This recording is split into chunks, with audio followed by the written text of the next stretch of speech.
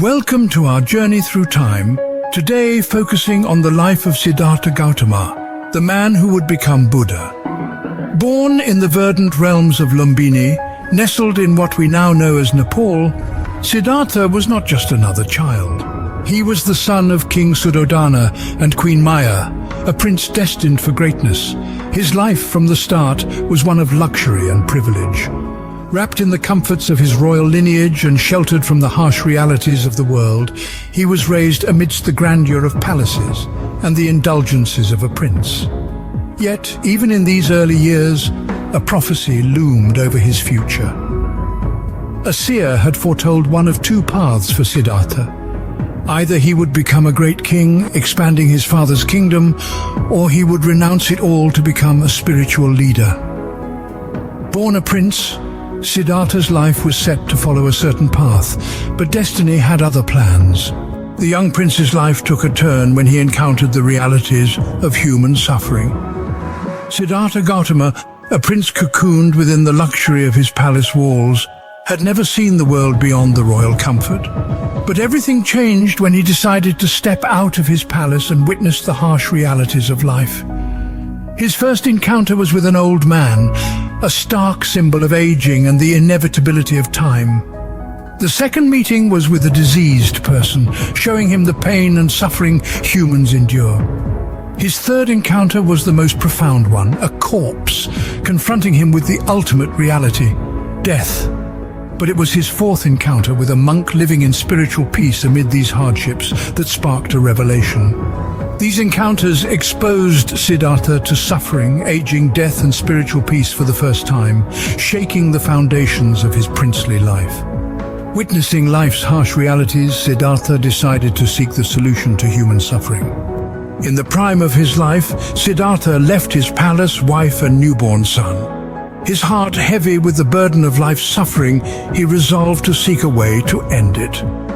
This decision marked the beginning of a profound journey, one that would lead him to relinquish the comforts of royalty in his pursuit of enlightenment. Venturing into the wilderness, Siddhartha embraced a life of extreme asceticism. He subsisted on a single grain of rice a day, meditated ceaselessly, and endured the harshest of elements. His body weakened, his spirit tested, but his resolve remained unbroken. Yet, as the days turned into months and then years, Siddhartha came to a startling realization.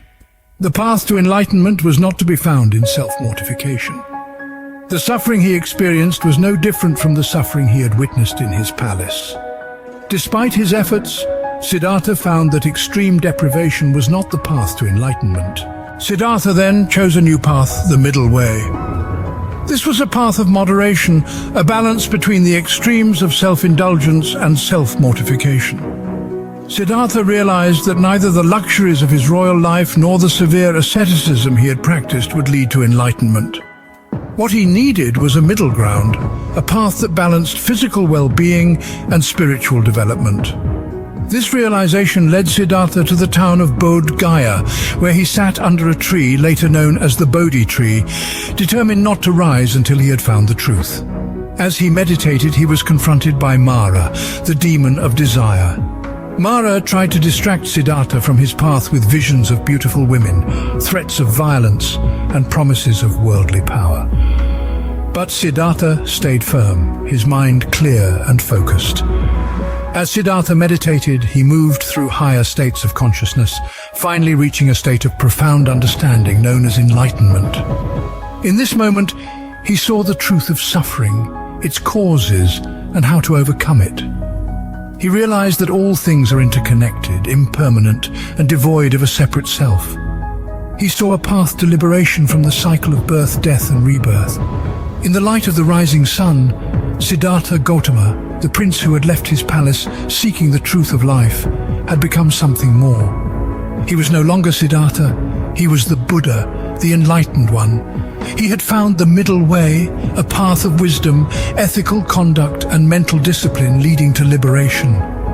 The story of Siddhartha's enlightenment under the Bodhi tree is not just a tale of personal triumph, it's a roadmap for all of us, showing that with determination, clarity and balance, we too can overcome our struggles, awaken to the truth, and find peace. Under the Bodhi tree, Siddhartha became the Buddha, the enlightened one. His journey from prince to Buddha had been long and arduous, but it was just the beginning of a new chapter in his life and the birth of a spiritual tradition that would change the world. From prince to ascetic to the enlightened one, Siddhartha's journey didn't end with his enlightenment. With the wisdom he had gained, he set out on a mission to help others find the same path to liberation from suffering. Siddhartha, now known as the Buddha, began to teach. His teachings, or Dharma, revolved around the Four Noble Truths and the Eightfold Path. The Four Noble Truths are the truth of suffering, the truth of the cause of suffering, the truth of the end of suffering, and the truth of the path that leads to the end of suffering. The Eightfold Path, on the other hand, is the guide to ethical and mindful living that leads to enlightenment. In sharing his insights, the Buddha established a monastic community, or Sangha. The Sangha was made up of those who renounced worldly life to follow the Buddha's path and help spread his teachings.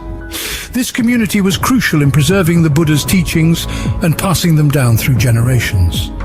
The Buddha's teachings spread far and wide, reaching beyond the borders of his own kingdom. His message resonated with many, transcending societal divisions of caste and class. It was a message of hope, a promise of liberation from the cycle of birth, death, and rebirth. The Buddha taught for 45 years, right up until the end of his life. His death, or parinirvana, marked a transition into a state beyond suffering and rebirth. Even in his final moments, the Buddha was a teacher, reminding his disciples that all things are impermanent and urging them to strive for their own liberation. Siddhartha Gautama, the Buddha, left an indelible mark on human history, shaping millions of lives with his teachings. His journey from a prince to an enlightened teacher has inspired countless individuals to embark on their own journeys of spiritual discovery. The Buddha's legacy lives on, not just in the statues and temples dedicated to him, but in the hearts and minds of those who continue to follow his path.